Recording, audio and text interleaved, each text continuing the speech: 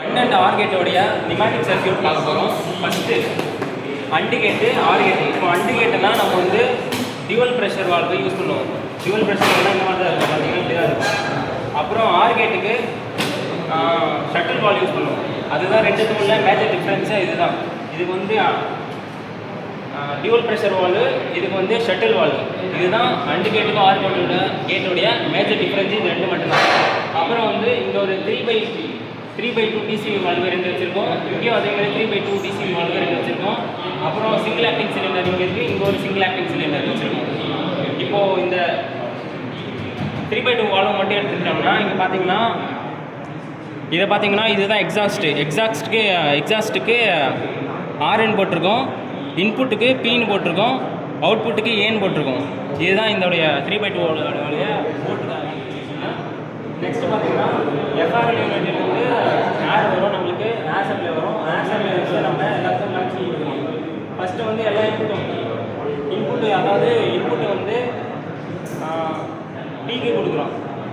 டியில் இன்புட்டு கொடுக்குறோம் 3 DC வால்வுக்கும். Output வந்து ஏல கனெக்ட் பண்ணிடுறோம். அவுட்புட்டு ஏலேருந்து ஒவ்வொரு வால்வாக கனெக்ட் பண்ணிவிட்டு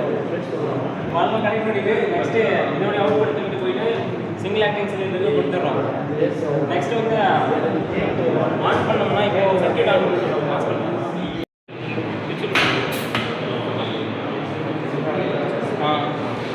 இப்போ வந்து எக்ஸிக்யூட் பண்ணி பார்க்கலாம். இப்போ அண்டு கேட்டுனா ரெண்டு புஷ் பட்டனையும் அழுத்தினா தான் அண்டு கேட்டு ஒர்க் ஆகும். ஒன்று பார்த்தீங்கன்னா ஒரு பட்டன் மட்டும் அழுத்தினா ஒர்க் ஆகாது, ரெண்டுத்தையும் அழுத்தினா தான் ஒர்க் ஆகும் அண்டு கேட் பொறுத்த வரைக்கும். ஆனால் ஆர் கேட் அப்படி இல்லை, எதனா ஒரு பட்டன் அழுத்தினாலே ஒர்க் ஆகும், 2 பட்டன் அழுத்தினாலும் ஒர்க் ஆகும், தனியாக 1 மட்டும் அழுத்தினாலும் ஆர் கேட் ஒர்க் ஆகும். அது மேத்தமெட்டிக்கல் கான்ஃபிகரேஷனும் இங்கே தான் இருக்குது. இப்போ ஆர் கேட்டு பார்த்தீங்கன்னா இங்கே ஏக்கோடைய பிகோடைய சீக்வன்ஸ் எழுதிட்டோம். இப்போ ஆர் கேட்டுனா 0 இருந்தாலும் 0 வந்தாலும் வரும், 0 1 இருந்தாலும் அது ஒர்க் ஆகும். அதே மாதிரி 1 0னாலும் 1 வந்துடும். அந்த மாதிரி எந்த அல்டர்னேட்டிவாக இருந்தாலும் ஆனால் சேம் ஒர்க்கிங் வந்துடும். ஆனால் அண்டு கேட் அப்படி இல்லை, ரெண்டுமே ஈக்குவலாக இருந்தால் தான் அது ஒர்க் ஆகும்.